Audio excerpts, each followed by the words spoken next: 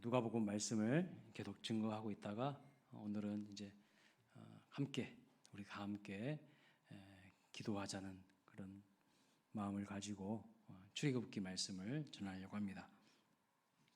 특별히 우리가 이제 영혼 구원을 위한 특별 새벽기도이긴 하지만 좀 우리의 믿음을 다시 새롭게 하고 또 나라와 민족이 지금 참 어려운 위기 상황 아니겠습니까? 여러분들도 뉴스를 통해서 잘 아시겠지만 정말 우리가 기도해야 하는 절체절명의 중요한 시기인 것 같습니다. 그래서 나라와 민족을 위해서 기도해야 되는 중요한 시기가 분명하기 때문에 또 여러분 개인의 어떤 기도 제목을 가지고서도 우리가 간절히 새벽을 깨워서 기도할 수 있기를 바랍니다. 깨어 기도하면 하나님이 일하실 줄로 믿습니다. 아멘. 깨어 기도하면 하나님께서 우리의 힘으로 할 수 없는 놀라운 일들을 이루실 줄로 믿습니다. 놀라운 기적을 일으키실 줄로 믿습니다. 자, 오늘 본문 배경은요, 430년 동안 애굽에서 종살이하던 노예살이하던 이스라엘 백성들이 드디어 이제 출애굽하여서 광야로 나왔습니다. 홍해를 가르고 광야로 나와서 르비딤이라고 하는 골짜기에서 아말렉 군대를 만나서 전쟁을 치르게 됩니다. 이스라엘 백성들은 430년 동안 애굽에서 종살이를 하였기 때문에 농사짓고 목축업을 하였어요.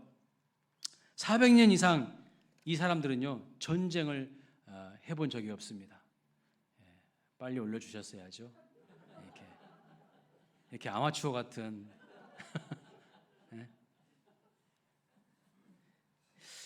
설교 중간에 이렇게 자꾸 이렇게 시선이 분산되면 안 됩니다. 400년 이상 이 민족은요 전쟁을 해본 적이 없어요.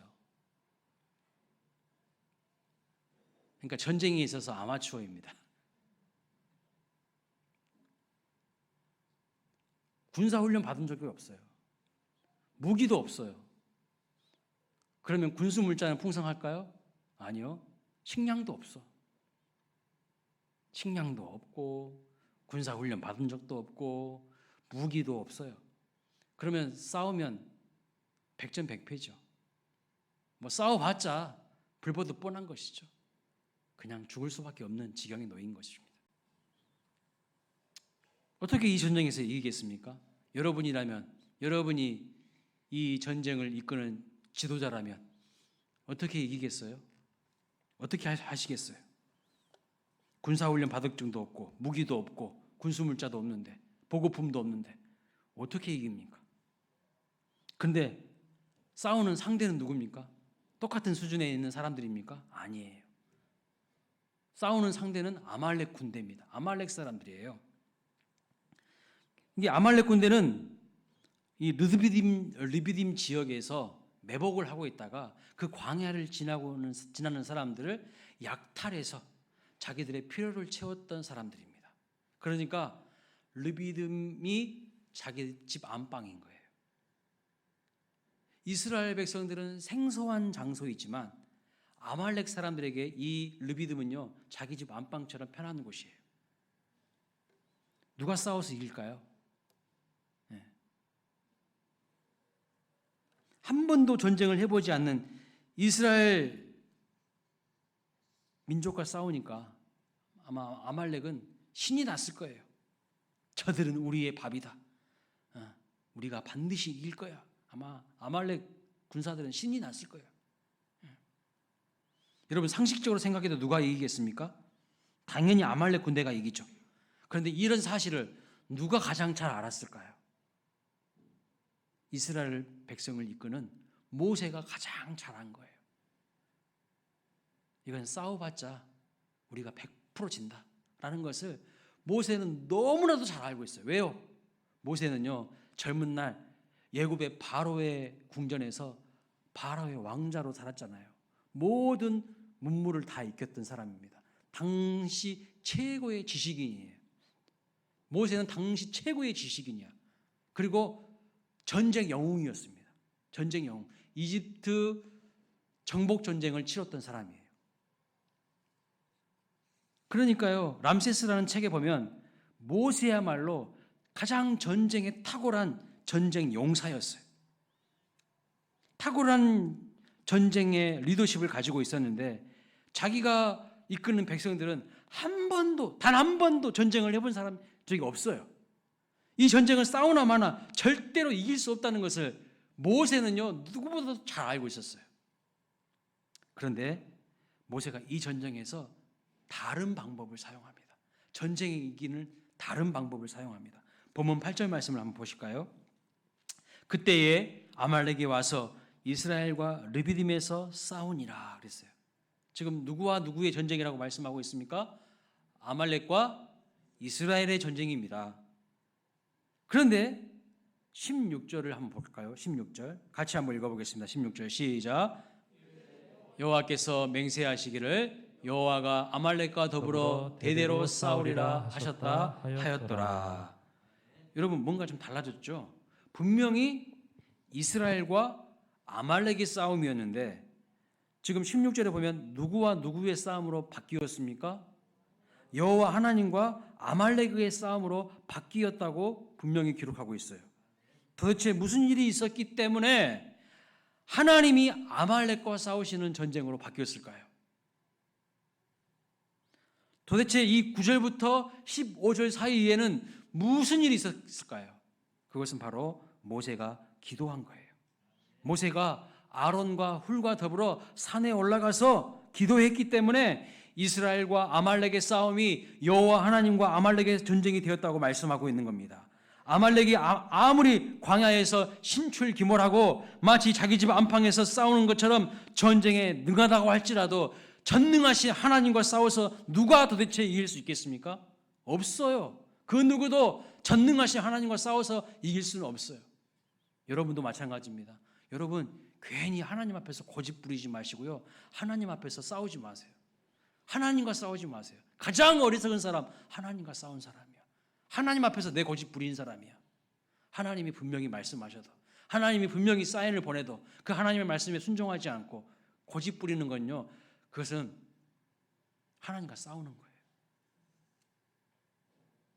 불순종이 다른 게 아니라 적극적일 때는 하나님께 반항하는 것이 불순종인 것이고요, 소극적일 때는 무관심한 것이 불순종하는 거예요. 하나님이 분명히 말씀하셔도 무관심해요. 하나님에 대해 참여하지 않아요. 그것은 불순종이에요. 하나님과 싸우는 거예요. 모세의 기도를 통하여서 하나님께서 대대로 그 전쟁뿐만 아니라 대대로 영원토록 아말렉과 싸워주시는 놀라운 약속을 보장해 주시고, 그리고 이스라엘 백성들이 그 전쟁에서 승리한 것을 볼 수가 있어요. 지금 여러분, 우리는 다 나름대로 전쟁을 하고 있어요. 인생이 전쟁 아닙니까? 여러 가지 싸움을 하고 있을 것입니다. 어떤 분은 자녀와 싸웁니다. 자녀와 실랑이를 하고 있어요. 어떤 분은요, 사업 문제로 어떻게든 문제를 해결해 보려고 아둥바둥 전쟁을 치르고 있습니다. 이 코로나 시대를 보십시오. 이 코로나 시대의 정치는요, 지금 서로를 못 죽여서 안달입니다. 서로를 죽이려고만 하고요, 경제는 바닥으로 치닫고 있어요. 전쟁입니다. 이런 전쟁 보신 적 있어요? 고물가, 고금리, 고환율로 너무나도 어려워요. IMF 때보다 훨씬 더 어렵다고 합니다. 미국에서요, 또 금리를 올렸어요. 그리고 우리나라도 조만간 또 다시 금리를 올릴 거라고 합니다.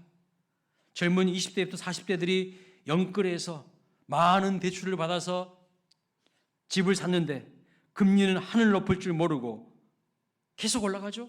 집값은 어떻게 됩니까? 또 바닥으로 치닫고 있습니다. 비즈니스 하시는 분들은 말할 것도 없이 너무나도 어려운 상황입니다. 너무나도 어렵지 않습니까? 정치적으로, 경제적으로, 사회적으로. 그뿐만 아닙니다. 북한은요, 우리 장로님 기도하신 대로 계속 미사일 쏘대고 있어요. 연일 동해와 서해에서는 폭격을 일삼고 있습니다. 이 와중에 이태원 참사는 또 웬 말입니까? 삶이 전쟁 같습니다. 인생이 마치 전쟁 같습니다. 지금 우리는요, 여러 가지 악조건과 우리의 힘으로 이길 수 없는 대상과 싸우고 있는 거예요. 그러나 이기는 방법 딱 하나예요. 무엇이죠? 그 문제와 내가 싸우는 것이 아니라, 그 대상과 내가 싸우는 것이 아니라 그 문제와 하나님이 직접 싸우게 만들어야 되는 거예요. 우리의 힘으로 싸워봤자 백전백패라니까요. 하나님이 그 문제에 개입하게 하시는 겁니다. 하나님이 등장하셔서 그 문제를 해결하시도록, 어떤 문제가 있어도 문제는 해결될 줄 믿고 하나님께 부르짖는 거예요. 그것이 문제를 풀어가는 기본입니다. 기본. 근데 우리는요, 문제가 딱 터지면 하나님께 엎드리려고 하지 않고 세상적인 방법으로, 인간적인 방법으로, 내 생각대로 문제를 풀려고 해요. 더 꼬여요. 더 문제가 심각해져. 풀리지 않아요. 여러분이 싸우지 않고 하나님께서 여러분이 당면한 문제와 싸워주시기 위해서 여러분이 해야 할 일은 단 한 가지밖에 없어요. 그것이 무엇이냐면 간절히 부르짖어 기도하는 겁니다. 하나님 앞에 매달리는 것입니다. 무릎을 꿇고 기도의 선을 드는 것입니다. 그러면 하나님이 일하시고 하나님의 기적이 나타날 줄로 믿습니다. 모세는요, 기도한 것밖에 없지만 기도한 것 때문에 하나님이 등장하셔서 문제를 해결하셨어요.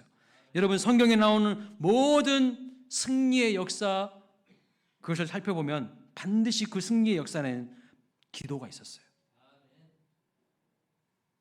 모든 악조건과 불리한 조건 속에서도 승리한 사람들은 하나같이 하나님을 의지하고 기도하는 사람들, 엎드렸던 사람들이 승리하게 하나님께서 만드신 것을 볼 수 있어요.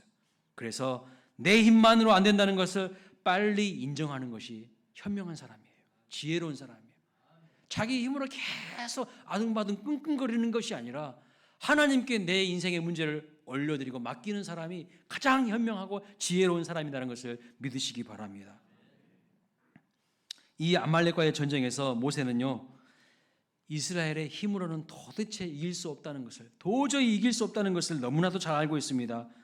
이 전쟁은 절대로 이기지 못하는 전쟁임을 알고 있었고 이스라엘이 힘이 없다는 것을 인정했기 때문에 모세가 선택한 건 무엇입니까? 산에 올라가 기도한 거예요. 그렇다면 왜 모세는 평지에서 기도하지 않고 기도의 산에 올라가서 기도했을까요? 산에 올라가서 기도했을까요? 모세가 산으로 올라가서 기도한 첫 번째 이유는요, 산 꼭대기에서 기도하면 기도가 간절해지기 때문입니다. 기도가 간절해져. 모세는 어디에 가서 기도를 해야 기도가 가장 간절해지는지 알았어요. 모세는요, 젊은 시절 40세까지 바로의 궁전에서 살지 않았습니까? 전쟁 영웅이었어요. 모든 문물을 익혔던 사람이었습니다. 그래서 전쟁에서 승리하려면 어떤 위치에 있어야 유리하고 어떤 위치에 있으면 불리한지를 금방 아는 사람입니다. 뛰어난 장수는요, 적과 싸울 때에 내 위치가 어디에 있어야지 승리하는지를 아는 사람이에요. 그런데 보십시오. 산 꼭대기로 올라가면 뛰어난 장수는요, 안 된다는 것을 금방 알아요. 한 번에 알아요. 근데 모세는 바보같이 탁월한 지혜가 있고 문물을 다 익혔던 사람임에도 불구하고 왜 모세가 산 꼭대기로 올라갔을까요? 평지에 있어야지 더 좋지 않겠습니까? 산 꼭대기는요, 도망칠 곳이 없기 때문입니다. 평지에 있으면 도망칠 곳이 너무나도 많아요. 이 산 꼭대기는 마치 막다른 골목과도 같다는 거예요. 그래서 테러가 있는, 도망갈 수 있는 평지에 있으면 기도가 간절해지지 않아요. 기도가 간절해지지 않아요. 가장 위험한 장소인 산 꼭대기로 올라가는 것은 분명 바보 같은 짓임에도 불구하고 그래야만 기도가 간절해져요. 그런데 그것을 몰랐을 리가 없었던 모세는 바보 중에 바보가 하는 행동을 하고 있어요. 산 꼭대기로 올라가서 기도합니다. 왜 그랬을까요? 평지에서 기도했으면 아말렉이 앞에서 쳐들어오면 뒤로 도망가면 되고요. 옆에서 쳐들어오면 또 다른 방향으로 도망가면 되고, 길이 한두 군데가 아닐 텐데 왜 모세는 가장 위험한 장소인 산 꼭대기에 올라가서 위험한 기도를 했을까요? 여러분이 드라마나 영화를 보시면 막 적과 싸우다가 산 꼭대기나 코너로 물리면 어떻게 됩니까? 게임 끝난 거예요. 거기선 이제 떨어질 수밖에 없어. 낭떠러지로 몸을 던질 수밖에 없어요. 그런 장면들 드라마나 영화에서 많이 보셨죠? 그 산 꼭대기는요, 위험한 장소예요. 똑똑한 장수라면 절대 안 가. 근데 모세는 바로 그 산 꼭대기로 올라가고 있는 것을 볼 수가 있어요. 그래야 자기 입에서 하나님을 향한 가장 간절한 기도가 나오기 때문이에요. 사랑하는 여러분, 기도한다고 다 응답되는 거 아닙니다. 여러분 기도해 보셨죠? 기도한다고 기도가 잘 응답되시던가요? 아니에요.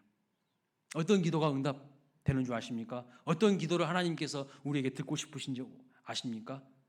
간절한 기도예요. 하나님 외에는 방법이 없다고 생각하면서 하나님께 간절히 매달려서 부르짖는 기도, 하나님이 그 기도를 우리에게 듣고 싶어 하시는 거예요. 그래서 잠언 8장 11절에 보면 이렇게 말합니다. 나를 사랑하는 자들이 나의 사랑을 입으며 나를 간절히 찾는 자가 나를 만날 것이니라. 나를 간절히 찾는 자에게 하나님께서 나타내 보여주신다고 말씀하고 있어요. 하나님을 만날 수 있다고 말씀하고 있어요. 뿐만 아닙니다. 예레미야 33장 3절에는 이렇게 말씀하죠. 너는 내게 부르짖으라. 내가 내게 응답하겠고 내가 알지 못하는 크고 은밀한 일을 내게 보이리라. 부르짖으라 말씀하고 있어요. 조용히 잠잠이 아니에요. 간절히 부르짖는 기도. 하나님밖에 없습니다. 내 문제 해결하실 분은 하나님밖에 없습니다. 내 사업에 새로운 길을 여실 분은 하나님밖에 없습니다. 하나님 앞에 부르짖는 자에게 길이 열리는 거예요. 여러분 기도하실 때에 우리의 마음의 태도가 어떠해야 한다고 말씀하는 겁니까? 간절해야 한다는 거예요. 간절해야. 그런데 우리의 기도가 어떤 때 보면요, 너무 안일한 태도로 기도할 때가 많아요. 될 대로 되라는 식으로 이루어지든지 이루어지지 않든지 그런 기도를 하나님이 듣기 싫다는 거예요. 어떻게든 되겠지 하는 자세로 기도할 때가 너무 많다는 겁니다. 여러분 공부 못하는 학생들의 특징이 뭔지 아십니까? 공부 다 잘하셔서 공부 못하는 학생들의 특징이 있어요. 대충 공부하고요. 항상 산만해요. 집중력이 없어요. 공부 못합니다. 유튜브도 봐야 되고 게임도 해야 되고 여기 끼우 저기 끼우 하면서 정작 공부는요 집중을 못해요. 다른 이유가 아니에요. 집중력이 없어요. 항상 산만해. 여러분 공부 잘하는 학생들의 특징은 뭔지 아세요? 엉덩이가 무거워요. 공부는 엉덩이로 하는 거예요. 저는 공부 잘하게 생겼습니까? 못하게 생겼습니까? 엄청 잘해요. 엉덩이가 무겁거든요. 한번 딱 엉덩이 딱 붙이면 뛰지를 않아요. 저는. 여러분의 담임 목사를 무시하시면 안 됩니다. 공부 잘했어요. 모강실에 오세요. 제 성적표를 보여줄 테니까 여러분 입이 쫙 벌어질 거야. 제 성적표를 보면.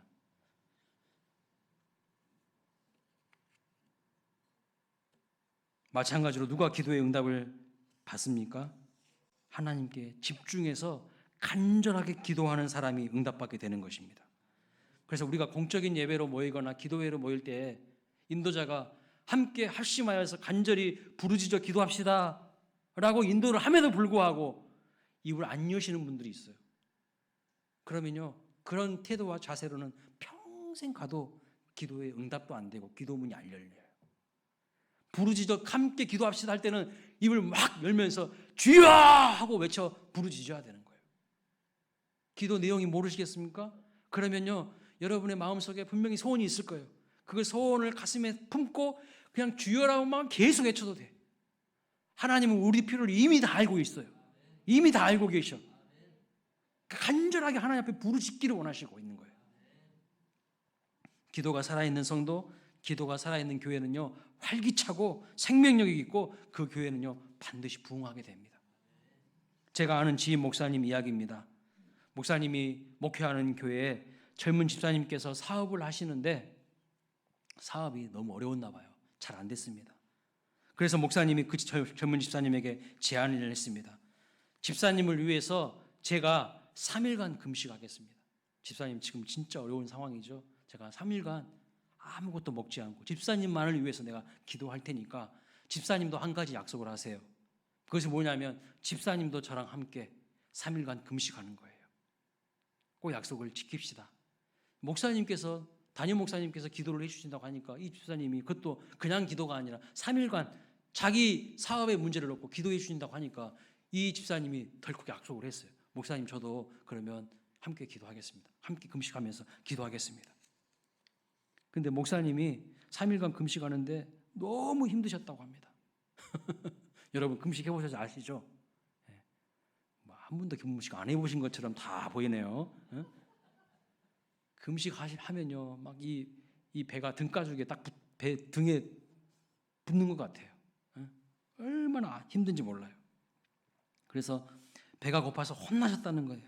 근데 금식을 마치고 이제 4일째 되는 날 그 집사님을 만나는데 그 집사님은 아무렇지도 않은 것처럼 보입니다. 오히려 얼굴에서 막 윤기가 자르르 흐르더래요. 아니, 이게 어떻게 된 것이지? 나는 지금 힘들어가지고 죽겠는데, 몸에 힘이 빠지고 기운 없고 그냥 초췌한 몰골인데 그 집사님은 막 얼굴에 빛이 나고 막 윤기가 자르르 흐르는 거예요. 그러니까 목사님께서 이야기하신 거예요. 집사님은 금식이 체질이시네. 와, 목사는 당신이 해야 되는 것 같습니다. 막 이렇게 이야기를 한 거예요. 그런데 그 집사님이 하는 말이, 목사님, 저는 금식 안 했는데요. 금식 안 했는데요. 그러는 거예요. 그러니까 목사님이 순간 배신감을 느낀 겁니다. 목사님이 엄청 배신감을 느낀 거야.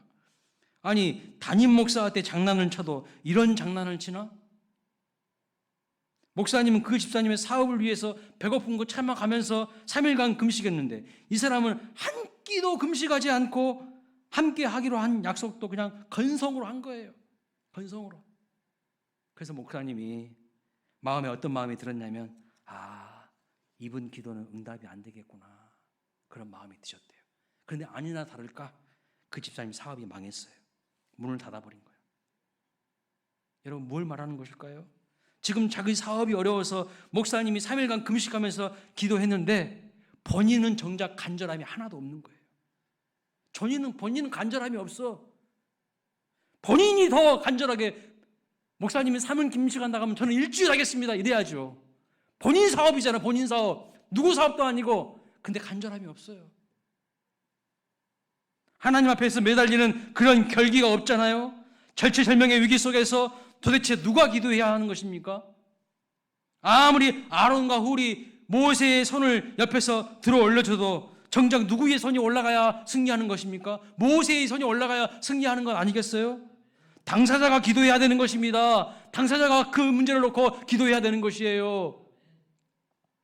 당사자가 간절하게 하나님 앞에 부르짖어 기도하지 않는데 어떻게 문제가 해결되고 응답이 되겠습니까? 사랑하는 여러분, 간절한 기도가 안 나오거든 간절한 기도의 상황으로 여러분들이 만들어 가셔야 돼요.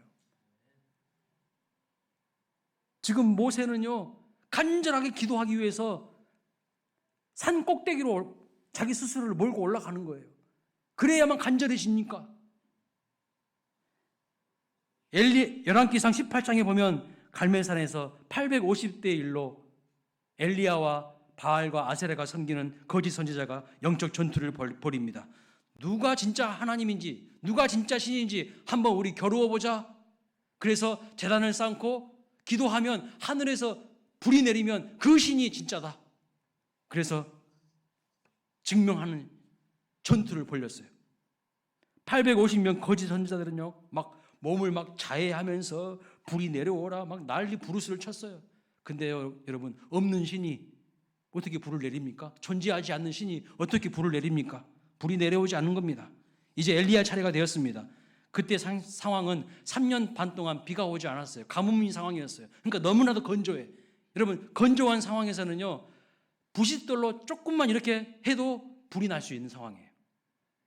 그런데 엘리야는 어떻게 한 줄 아십니까?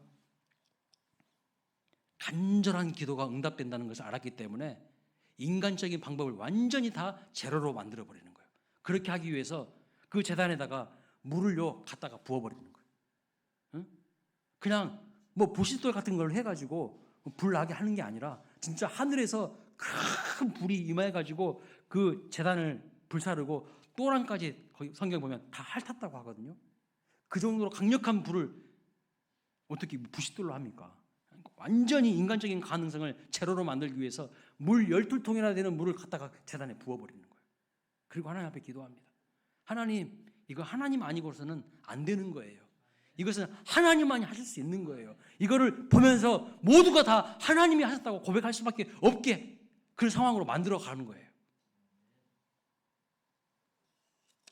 엘리야가요, 어떻게 해야 가장 기도가 간절하게 나올까 생각하다가 정말 하나님이 역사하시지 않으시면 안 되는 절박한 상황으로 몰고 간 거예요. 간절하게 기도한 겁니다. 어떠한 경우의 수를 가지고도 불이 붙을 수 없고 오직 하나님만 불을 내려야 이곳에 불이 붙을 수 있는 그 간절한 환경으로 자기 스스로 만들어 간 것입니다. 그렇게 하지 않으면 간절히 기도하지 않는다는 것을 엘리야가 잘 알고 있기 때문이죠. 대충 기도했을 때 불이 내려오는 것이 아니라 간절히 일심으로 온 마음 다하여 전심으로 기도할 때에 여호와의 불이 내려와 응답받는 인생이 되신다는 것을 믿으시기 바랍니다. 냉랭하게 식어져 버린 우리의 마음에 하나님을 향한 간절함이 회복되어야 된다는 것입니다. 간절하게 기도한다는 것은 무엇일까요? 간절하게 기도한다는 것은 도대체 무엇일까요? 두 마음을 품지 않고 기도하는 거예요. 야고보서 1장 7절 8절에 이렇게 말씀합니다. 이런 사람은 무엇이든지 주께 얻기를 생각하지 말라. 두 마음을 품어 모든 일에 정함이 없는 자로다. 양다리 걸치지 말라는 거예요. 세상에 한 다리 걸치고 또 한 다리는 하나님 앞에 걸치고, 세상이 유리하면 세상 쪽으로 갔다가 하나님께 좀 유리한 것은 하나님 쪽으로 가고, 이런 사람들은 주께 뭔가 얻기를 생각하지 말라는 거예요. 일심으로 온 마음 다하여 전심으로 간절히 하나님 앞에 부르짖을 때 응답된다는 거예요. 또 어떤 사람의 기도가 응답되지 않습니까? 자기 욕심으로, 자기 정욕으로 구하는 것, 절대 하나님이 응답되지 않는다고 말씀하고 있어요. 이번 특세를 통하여서 여러분들이 품은 태신자들의 영혼 구원을 위해서 기도하실 뿐만 아니라 여러분들이 정말 소원하고 바라는 기도 제목이 있지 않습니까? 그것을 놓고 집중적으로 기도하시고, 사업의 문제, 자녀의 문제, 직장의 문제, 관계의 문제 놓고 집중적으로 하나님 앞에 기도해 보십시오. 1년 12달이 가는데 얼마나 하나님 앞에 지금까지 기도해 봤습니까? 집중적으로 기도해 보신 적이 있습니까? 하나님 앞에 간절하게 여러분의 마음의 소원을 아뢰면서 기도하실 때에 하나님이 어떻게 역사하시는가를 여러분들이 경험하시기를 주님의 이름으로 축복합니다.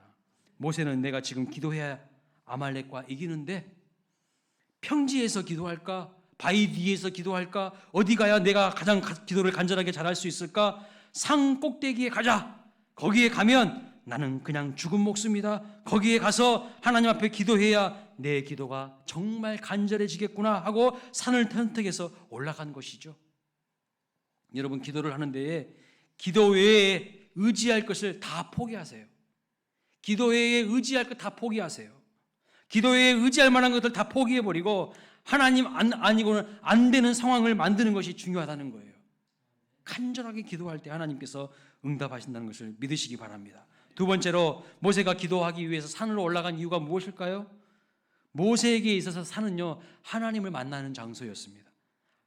호렙산에서 불꽃 가시떨기 나무 위에 임하신 그 하나님을 만났고요, 시내산에서 율법을 주시고 십계명을 주신 하나님을 만났어요. 오늘 본문에서도 아말렉과의 전쟁이 딱 일어나니까 모세는요, 대번에 무엇부터 합니까? 산으로 올라가요. 꾸물거리지도 않아요.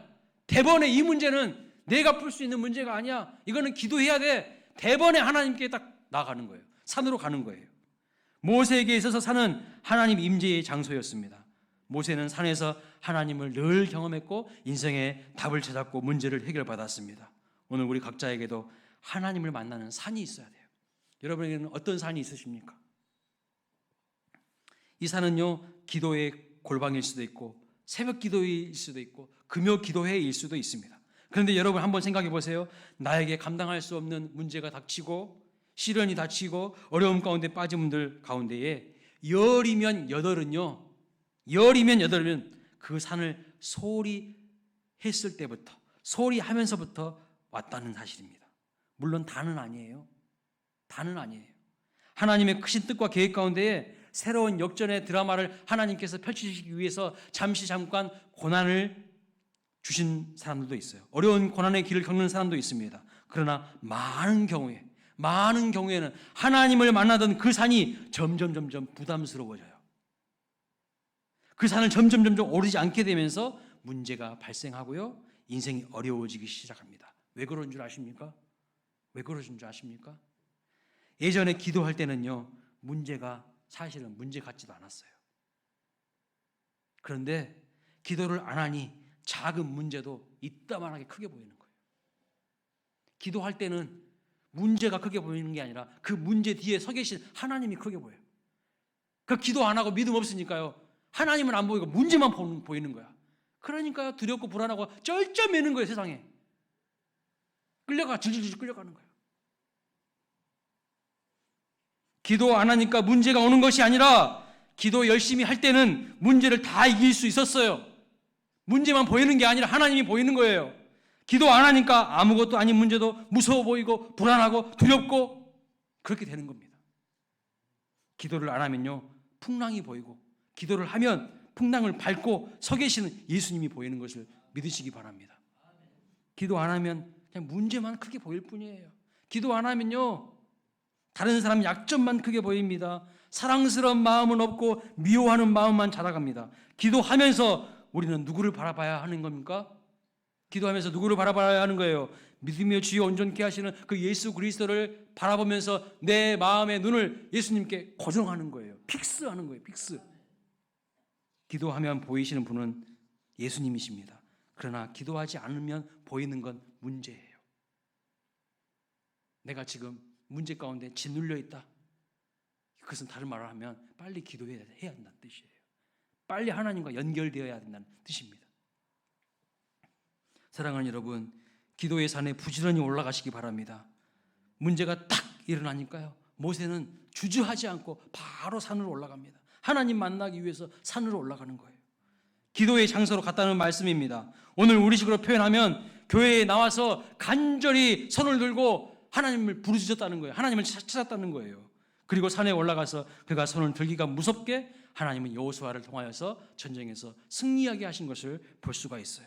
자, 세 번째로 모세가 산에 올라간 이유가 무엇일까요? 산으로 올라간 이유는 하나님의 눈으로 문제를 바라볼 수 있기 때문입니다. 산은 높은 곳이기 때문에 문제를요, 내려다볼 수가 있어요. 때로 여러분, 문제의 해결점이 안 보이는 이유가 무엇이냐면 땅에 있으면, 평지에 있으면 아말렉이 쳐들어와도 안 보이는 겁니다. 군사가 몇 명이 오는지, 어떤 대열로 오는지, 기병은 몇 명이고 보병은 몇 명인지, 어디에 매복을 쳤는지, 혹시 우리 편 뒤에 매복자는 없는지 땅에서는 잘 안 보입니다. 그러나 산으로 올라가서 높은 곳에 보면요, 다 보이는 거예요. 한눈에 훤히 보이는 겁니다.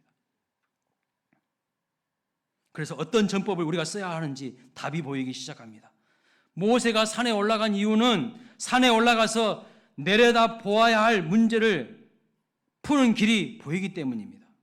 내 수준에서 여러분 답이 없어요. 우리 인간적으로 정직해집시다. 정말 내 수준으로 문제를 풀 수 있습니까? 인생의 문제를 풀 수 없어요. 우리가 한다고 해봤자 상대방도 다 알고 있어. 그런 것은 상대방이 이길 수 있는 방법은요, 하나님의 눈을 가져야 되는 거예요. 남이 보지 못하는 하나님의 눈을 가져야 돼요. 그러려면요, 기도의 산에 올라가서 하나님 붙드는 수밖에 없어요. 문제가 있을 때 여러분 수준으로 문제를 풀려고 하면 문제는 더 꼬이기 쉽습니다. 더 어려워지는 거예요. 문제 너머의 마스터키를 가지고 길을 인도하시는 하나님께로 나아가야 답이 있는 것입니다. 그래서 사람에게 매달리지 말고 하나님께 간절히 매달리시기를 바랍니다. 제가요, 답답할 때, 저 성남에서 살 때 답답할 때 자주 갔던 곳이 있어요. 어딘 줄 아십니까? 남한산성. 틈만 나면 올라갔어요. 남한산성 딱 올라가잖아요. 서울이 한눈에 슉 보입니다. 예? 서울이 보이고요, 하남이 보이고요, 성남이 보여요. 그러니까 올라가면 가슴이 뻥 뚫리는 것 같아. 답답하고 속상한 일이 있을 때 산에 올라가서 기도하고 내려와요. 그 보면서 하나님은 길이 있으시죠? 나는 길이 없는데 하나님은 길이 있으시죠? 그리고 또 어디를 자주 가냐면 탄도항 아시죠? 여기 서해안에 한번 갔는데 우연히 갔어요. 탄도항인지도 모르고 뭐 그런 곳이 있는지도 모르고 그냥 마음이 힘들어서 답답해서 우연히 차를 몰고 막 갔는데 거기가 나중에 알고 보니까 탄도항이더라고. 근데 거기가 어떨 때는요, 바닷길이 쫙 열려요. 그래서 그 길 사이를 이제 아내와 함께 걷다가 왔는데 하나님이 그런 말씀하시는 것 같아요. 아들아, 너 힘들지? 그래도 길은 있어. 이 바다 밑에도 길이 있잖아. 내가 길을 열면 열리는 거야. 네. 여러분의 인생에도 분명히 길이 있을 줄로 믿습니다. 문제에 절망하지 마시고 하나님을 찾으십시오. 하나님께 답이 있고 길이 있다는 것을 믿으시기 바랍니다. 기도의 산에 올라가서 기도하다 보면 내가 무엇이 잘못되어 있는지 보게 하십니다. 진정 무엇을 기도해야 되는지를 알게 하십니다. 그래서 여러분, 기도는 내 뜻을 관철시키는 것이 아니고 내 뜻을 주장하는 것이 아닙니다. 내 욕심, 내 정욕을 구하는 시간이 아니라 오히려 내 욕심을 비우는 시간이 기도 시간인 거예요. 내 욕심을 비우고 하나님의 뜻이 무엇인지를 듣는 시간이에요. 분명히 우리는 부르짖어 간절히 기도해야 됩니다. 그러나 그걸로 끝나면 안 되고요. 하나님의 음성을 듣는 시간이 돼야 돼요. 내 욕심으로 충만해지는 시간이 아니라 내 욕심을 비우고 하나님의 뜻을 찾고 그 하나님의 뜻이 확실하다면 이제 과감하게 부르짖어 기도할 때에 반드시 하나님이 응답해 주시는 것을 경험하게 됩니다. 하나님의 눈으로 내 문제를 보기 위해서 엎드리는 시간이에요. 내 수준에서 봐봤자 답이 보이지 않아요. 부르짖어 간절히 기도할 수 있기를 바랍니다. 그러나 거기에서 끝나면 안 되고 하나님의 뜻이 무엇인지 마음의 문을 열고 하나님의 음성을 듣는 시간이 기도 시간인 거예요. 그래서 기도는요, 자꾸 하나님의 뜻이 무엇인지를 물어야 되는 시간이에요. 하나님, 이렇게 할까요? 저렇게 할까요? 어떻게 하는 것이 하나님의 뜻입니까? 라고 묻는 것이지 내 일반적인 요구사항을 이야기하는 게 아니고 내가 다 결정해놓고 그렇게 당신은 사인만 해주세요 하는 게 아니라는 거예요. 결정하기에 앞서서 하나님의 뜻이 무엇인지를, 하나님의 방법이 무엇인지를 찾고 부르짖는 시간인 거예요. 모세가 산에 오르는 이유는요, 자기 방법, 자기 전략, 자기 뜻으로 아말렉과 전쟁을 하는 것이 아니라 하나님의 방법과 하나님의 뜻대로 전쟁을 하고 하나님의 눈으로 문제를 보고 싶은 겁니다. 여러분, 기도의 산에 올라가서 하나님의 말씀 붙들고 기도하다 보면요, 하나님이요 길을 보여주셔요. 문제를 열어주신다는 것을 꼭 믿으시기 바랍니다. 마지막으로 모세가 산에 올라가서 기도한 이유가 무엇일까요? 그 이유는 모세가 없어도 전쟁의 현장에서 승리할 수 있다는 것을 백성들로 하여금 보여주고 싶은 것입니다. 모세가 있어야만 전쟁에서 승리하는 게 아니라 모세가 없어도, 그 전쟁의 현장에서 모세가 없어도 백성들이 직접 하나님을 만나서 하나님을 힘입어서 전쟁에서 승리해야만 이 이후에도 모세가 없더라도 광야를 지날 수 있고 모세가 없이도 가나안 땅에 들어갈 수가 있기 때문입니다. 이스라엘 백성들이 진정 의지하고 바라봐야 할 분이 누구일까요? 모세가 아니라는 거예요. 모세가 아니고 하나님이에요. 하나님. 담임 목사가 아니고요, 하나님이라니까요. 광야 생활의 시작점인 이 아말렉과의 전투에서 모세는 싸움의 현장에 있지 않았습니다. 모세는 산에 올라갔어요. 그 이유는 모세 때문에 이긴 것이 아니라 하나님이 우리를 도우셨고 하나님이 친히 우리의 전쟁에서 함께하여 주심으로 승리했다는 것을 백성들에게 보여주고 싶었기 때문입니다. 많은 경우에 우리들이 착각하는 것이 있어요. 우리 성도님들이 착각하는 거, 잘못 생각하는 것이 있는데, 그것은 내가 없으면, 여러분이 없으면 교회가 큰일 난다고 생각하는 겁니다. 절대 그렇지 않습니다. 그렇지 않아요. 우리 교회에 나 없으면 아무것도 안 될 거라고 생각합니다. 절대 그렇지 않습니다. 어떨 때는요, 내가 없어야 더 잘 돌아갈 때가 있어요. 오해하지 마십시오. 가정에서도 마찬가지입니다. 내가 내 자녀를 너무 잡고 있어서 자녀가 요만큼이라도 하는 게 아니라 내가 너무 자녀를 잡고 있어서 잘 안 될 수도 있다는 것을 아셔야 돼요. 때로는요, 모세가 이스라엘 백성들을 하나님께 의탁하고 하나님께 맡기고 기도의 산에 올라간 것처럼 여러분의 자녀들을 하나님 앞에 맡기고요, 기도의 자리로 나아갈 때에 하나님께서 여러분의 자녀들을 책임져 주시는 거예요. 마찬가지입니다. 여러분 사업도 마찬가지예요. 주일날도 사업장 여시는 분들은 하나님을 못 믿는 사람들이야. 내가 사업 안 해도 내가 하나님 앞에 예배해도 하나님 앞에 기도해도 하나님께서 내 사업 책임져 줄 것이다. 이 믿음으로 배짱으로 나아가야 되는 거예요. 주일날 사업의 문 열어가지고 돈 잘 벌 수 있어요. 분명히 더 잘 벌 수 있어요. 안 여는 사람보다. 근데 반드시 기억하십시오. 그 돈이요 엉뚱한 데로 다 새어나가. 여러분이 아프던가 부부관계가 깨어지던가 잘못된 것으로 돈이 다 새어나가는 거야. 열심히 뼈 빠지게 수고만 더 했지 재정적으로는요 더 손해인 거야. 그걸 아셔야 돼. 그러나 하나님 앞에 나와서 하나님한테 맡기고 기도하면 하나님이요 작은 돈 벌게 해주셔도 다른 엉뚱한 것으로 새어나가게 안 하게 하시는 거야. 그리고 부부관계도 더 좋아져. 자녀들도 더 잘되게 해. 이것이야말로 기쁜 거죠. 뼈 빠지게 고생하고 돈 다 엉뚱한 데로 가면 그 누구 잘 되는 겁니까? 헛수고하는 거예요. 부부관계만 깨지고요 자녀들만 엉뚱해지는 거예요. 서로 부부가 쉴 때도 있고 대화할 때도 있고 여행을 갈 때도 있고 하나님 앞에 나와서 예배도 해야 되고 그래야지 무조건 일만 한다고 되는 게 아닙니다. 하나님의 말씀대로 하나님의 기준대로 안 하잖아요. 잘 될 리가 없어. 하나님이 낮에는 열심히 일하라고 하셨고 밤에는 쉬라고 하셨고 그 하나님의 창조의 계획과 질서대로 해야 내 몸도 건강해지는 것이죠. 그것도 다 깨면서 일한다고 해가지고 잘 될까요? 아니요. 병들어 죽습니다. 분명히 병 걸려요. 하나님의 뜻대로 안 하면 하나님의 질서대로 안 하면 내 몸이 다 망가지게 돼 있어요.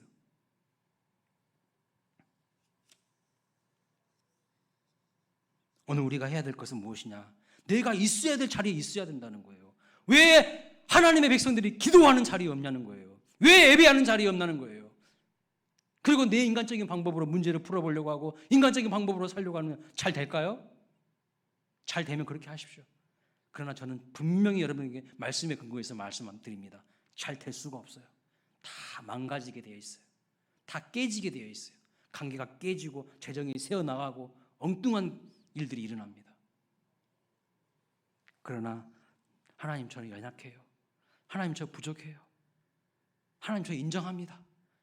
그리고 하나님 앞에 나와서 부르짖어 눈물로 부르짖으면요 하나님이 나를 불쌍히 여겨주시고 내가 할 수 있는 방법보다 더 놀랍게 하나님께 역사하셔서 길을 열어주시는 것을 믿으시기 바랍니다.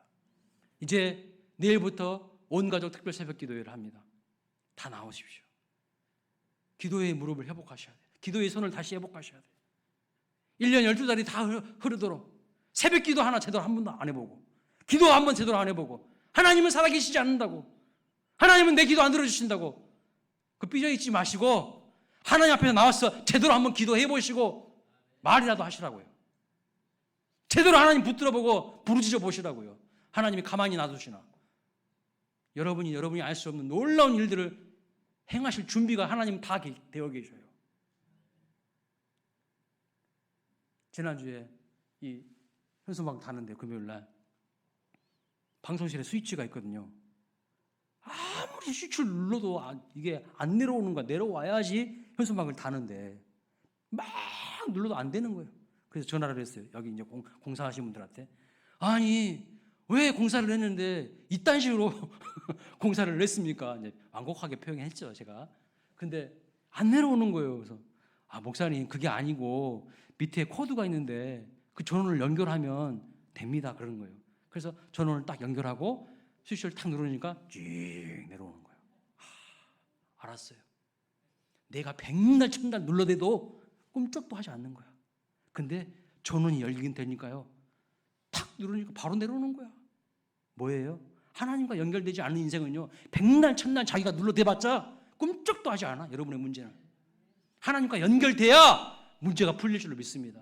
하나님과 연결돼야 내 문제에 길이 열릴 줄로 믿습니다. 여러분의 힘은 안 되는 거예요. 안 되는 거 빨리 인정하세요. 빨리 인정하시고 겸손하게 하나님 앞에 엎드리십시오.